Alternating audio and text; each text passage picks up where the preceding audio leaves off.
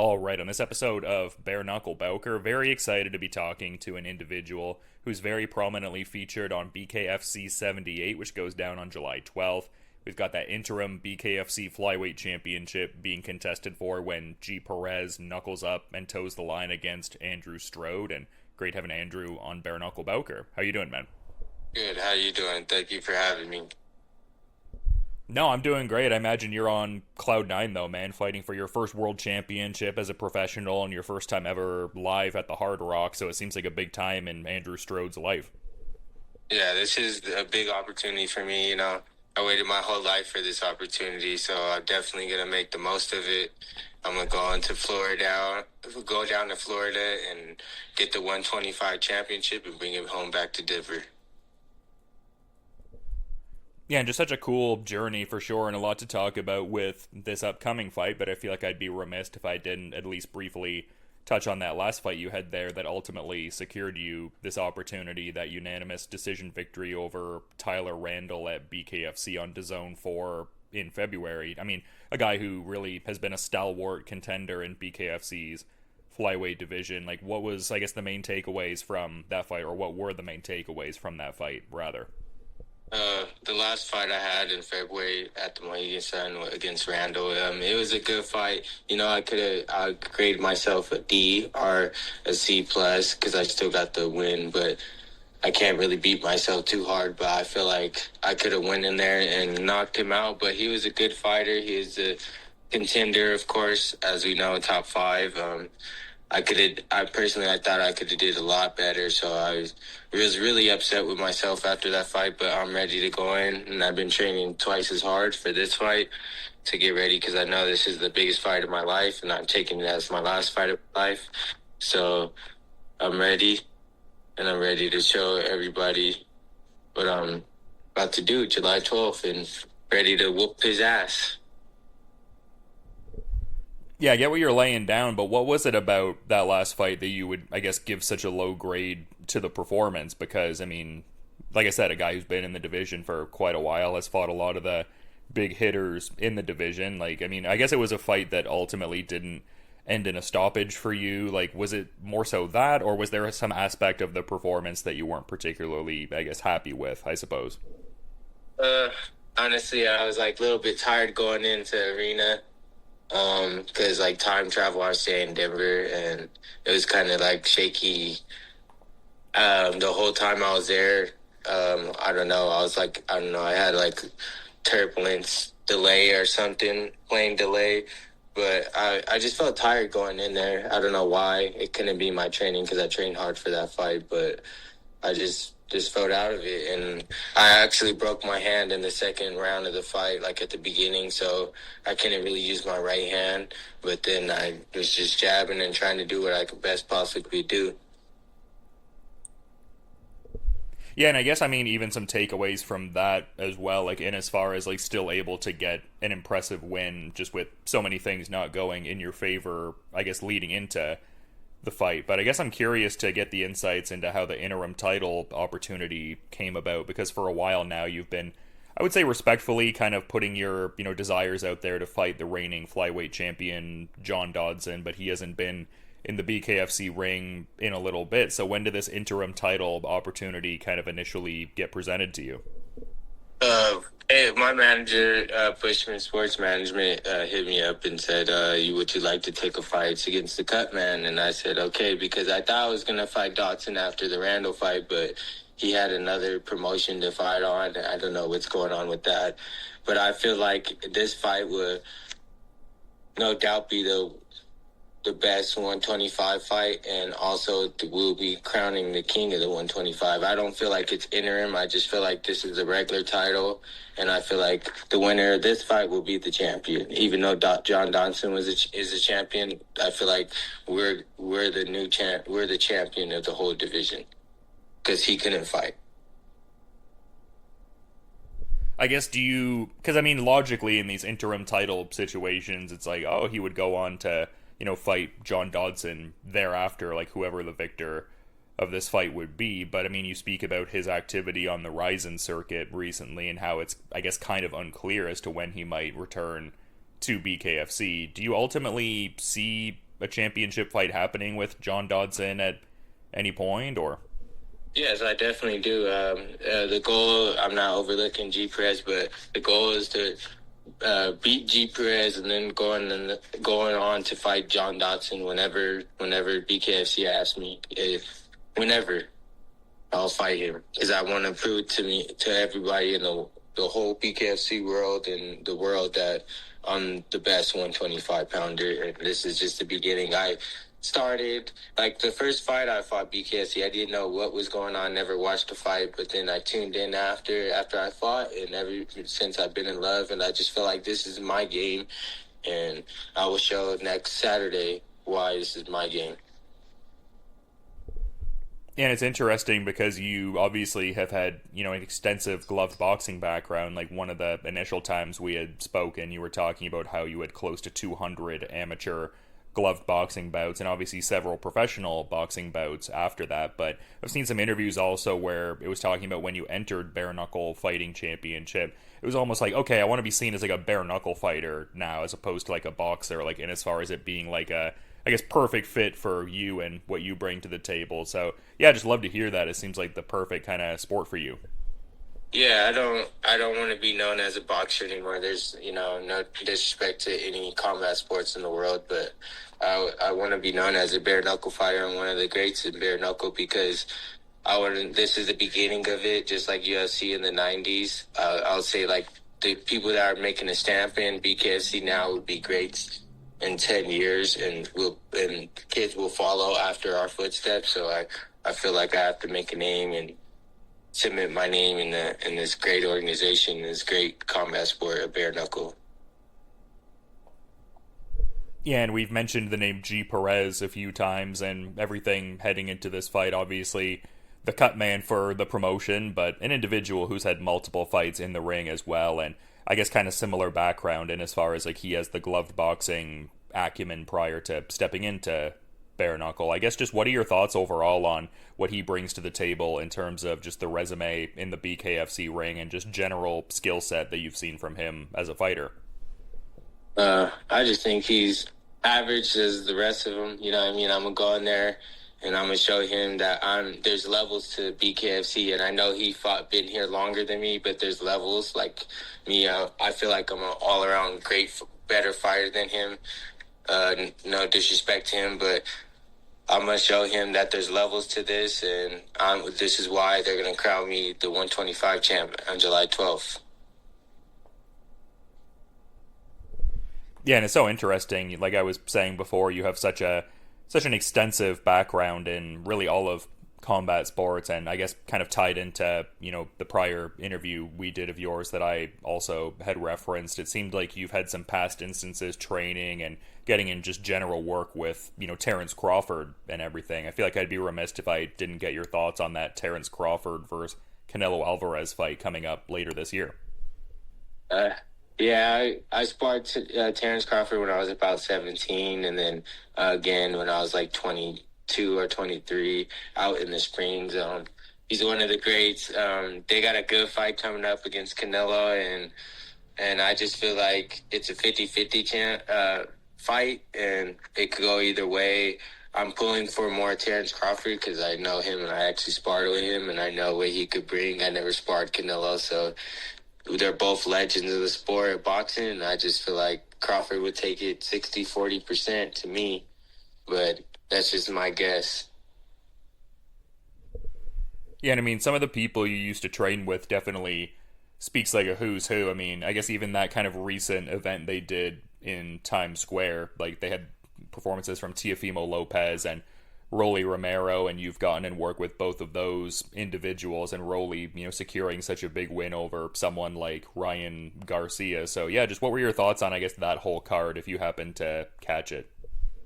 Oh yeah, it was good. It reminded me of the amateur days. I go back with a lot of these champions of boxing, and a lot of people that have been in boxing know that I've been in boxing a long time, and I grew up with all these people that are world champs in different regions and different states. So it was good seeing that. It's honestly a motivation because I've never been on a big stage like that, and this is my first big stage this week, the next weekend, fighting for the interim belt. So it's definitely giving me motivation before I fight, because I know the people I grew up with and I seen fighting in USA boxing and amateurs. They're doing a great job in the pros, and I want to follow footsteps or create my own footsteps in BKFC. Yeah, and like you said, I feel like this is a great showcase to kind of illustrate that. Just seems like a big card. I mean, the Leonardo Perdomo fight against former multi-time BKFC heavyweight champ Arnold Adams headlining this card. I mean, that definitely seems like an intriguing fight, as well as the fight you have coming up too. Yeah, the whole card is gonna be good. Perdomo, Adams, you got Al Gallo, you got a couple people in my weight, Rambo and HD, and you got a girl fight. They're all from Florida, and they're all ready to bring it. And I know it's gonna be like the best card this year, because this year they had great cards, but I just feel like this one would blow the roof off of everything. This is a start of blowing the roof off of 2025. Yeah, and I mean, I feel like this question is almost one that I can, I guess, assume the answer to in a certain regard, but figured to put it out to you all the same because, the flyweight champion John Dodson has been fighting in Japan under the Rizin banner, as we've kind of been talking about, and hasn't been in the BKFC ring for a little bit. Is the plan to capture this title and then go on to be a fairly active champion thereafter? It would seem to be the case. Yeah. I definitely, after this fight, I'll be the 125 champ. And then if he stops running for me and actually come back to BKFC where he belongs, because he's the champ, I feel like he needs to come back, and we need to run ours after this fight. But I'm not overlooking the cut, man. It's going to be a good fight, but I'm bringing the belt home. That's in the story. I'm bringing the belt home. Was that you kind of hinting at a want for an Alberto Blas fight? Alberto, he's in BYB, but yeah, probably in the future. That I know that would be a great fight. He's talented too, and he's a great fighter. So I feel like that would be a good fight. Also, if I ever wanted to fight somebody in the BKFC, I would want to hint at Kai Stewart. I would want to fight him. What is it about Kai Stewart that, I guess, represents an intriguing challenge, or at the very least, someone that you would want to fight? I just feel like he's just like me, young, hungry. Look, and he cleared out his whole division just like I'm about to do. And I just feel like we'll be two different weights doing the same thing, and it'll be a pound-for-pound fight probably in the next 3 years. I won't say probably like next 2 years or 1 year maybe. But I still have to go test the waters at 135 after I get the belt at 125 and clear this division out. But yeah, that was definitely will be a good fight, and later in the future, I see that happening. And it seems like from how you're laying out certain things that you have aspirations to become a 3-division BKFC champion someday. Yeah, that's the goal. I really want to be the best. Sky's the limit. I 3 years ago, I never knew I was gonna step back in the gym, and I never knew I was gonna even be where I'm at in life. And now look at me, I put my mind to it, and everything I put my mind to, I do it. So that's big motivation to me. So this is my goal, and I want to be great for BKFC, and also show these young kids that anything you could do, no matter whatever it is. No matter what you're going through, you could do anything, because I'm showing people, especially from where I'm from, Colorado, showing people that anything you could do is possible, and I just want to be a motivator for people. And I would think it would be such a massive victory for you as well, because, I mean, you really, always pay that respect to, and, that reverence and remembering those that were lost in that tragedy that affected yourself and really just your son and your son's mother and stuff like that. So just how much you really show that reverence to them and put on, I would think that would be, I guess, an important victory even in that kind of context, just in this incredible journey and everything like that.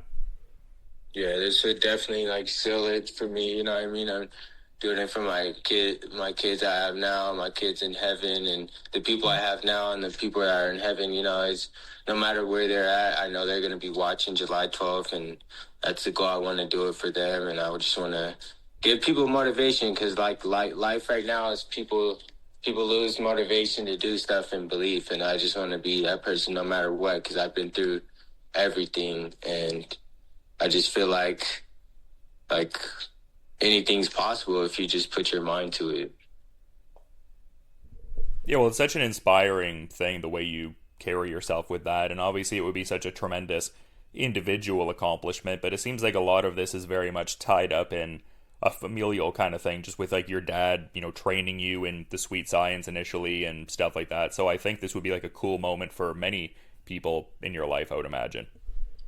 Yeah, I definitely got like 100 people going down to Florida with me. They're ready. I'm bringing the crowd with me also because this is just like a family trip for us too. Because I don't really get this. Like I spend time with my family all the time, but this is gonna be like a reunion to bring my family back together and to celebrate my victory.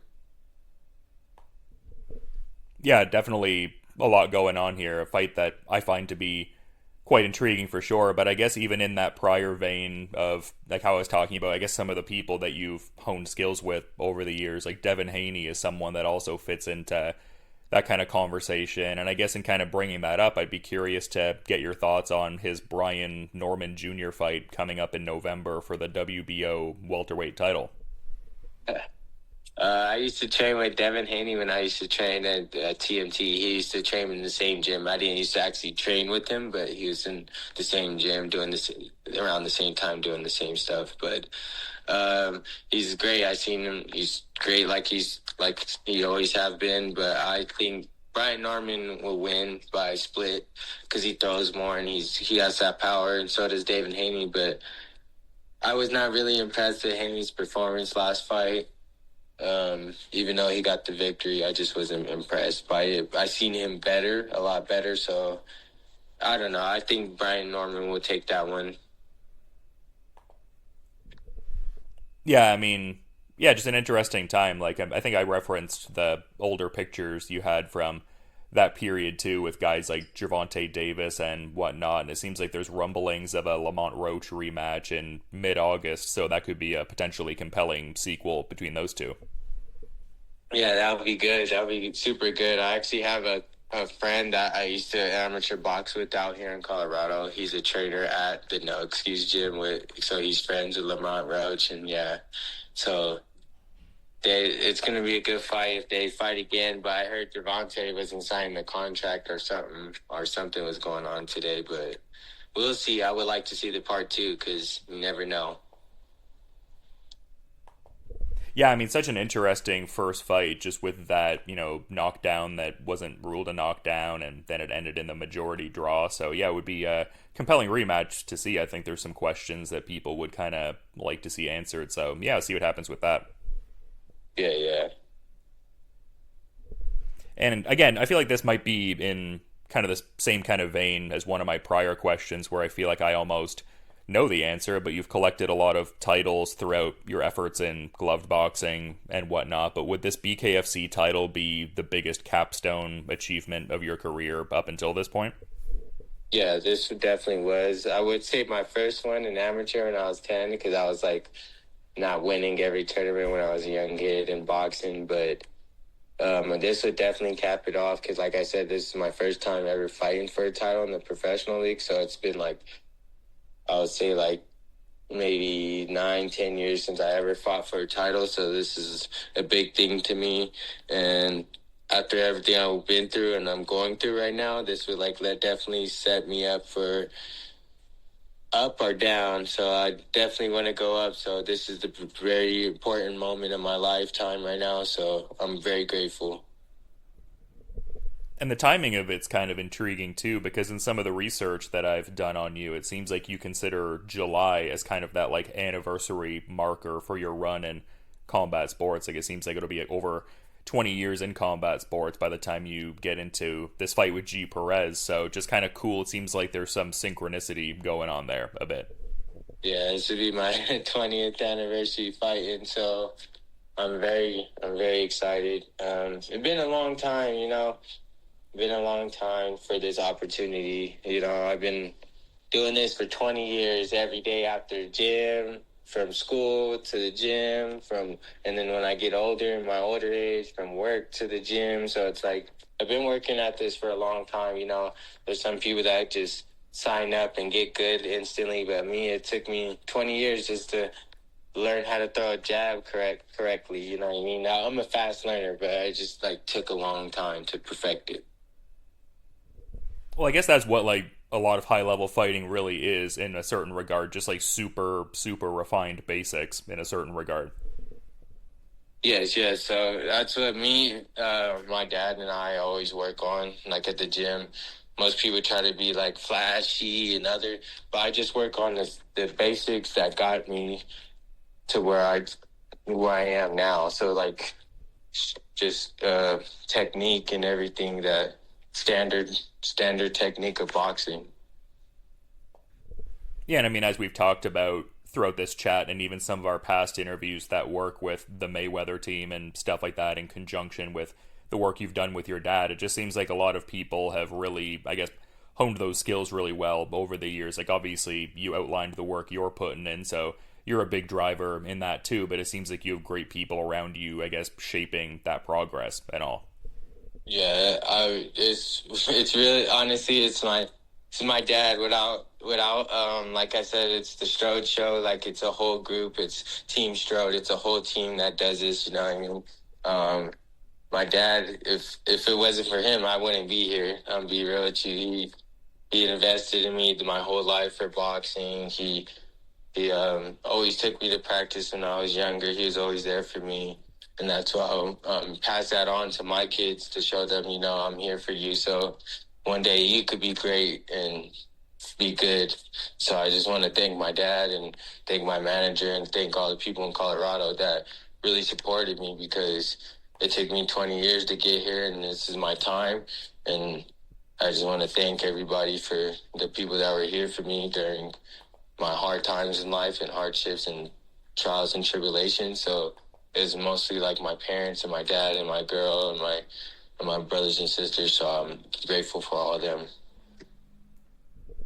And that's a beautiful thought, man. I mean, that could even serve as a great parting thought in and of itself, but also figured I'd give you the floor in case there was any final thought you maybe wanted to add as we're kind of wrapping up here. I do appreciate you making the time today to come on Bare Knuckle Bowker and give such great insights, Andrew.